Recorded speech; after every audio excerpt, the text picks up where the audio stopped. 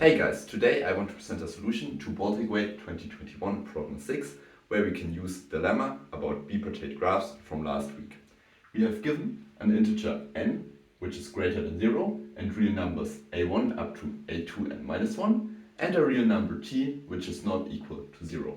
Now we have to prove that there exists indices i1 up to in such that aik minus ail is not equal to t for all k and l between 1 and n. Here we want to use our lemma, and therefore we want to interpret the problem statement as a graph. So let g be equal to v, e be a graph. The vertex set v should be the set of integers going from 1 up to 2n minus 1, and for the edge set e we want that I, j is in E if and only if I is not equal to j and the absolute value of ai minus aj is equal to the absolute value of t. Let's assume that we can find an odd cycle in G. We call the vertices v1 up to vm, and of course m is odd. Now by the definition of our graph G, we know that a v1 is equal to a v2 plus minus t. And now we go on. This is now equal to a v3 plus minus t plus minus t. Here we can go on now and conclude that this is equal to a vm plus minus t plus minus t and so on up to plus minus t, and here we have in total m minus 1 terms.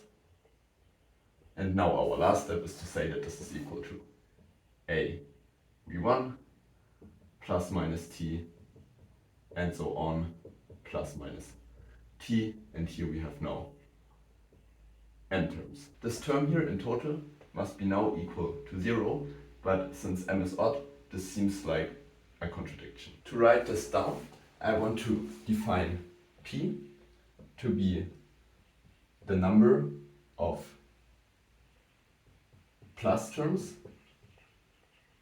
in this term here, and this means that m minus p is the number of minus terms. Therefore, we get that a v1 is equal to a v1 plus p times t minus m minus p times t, and this is equal to a v1 plus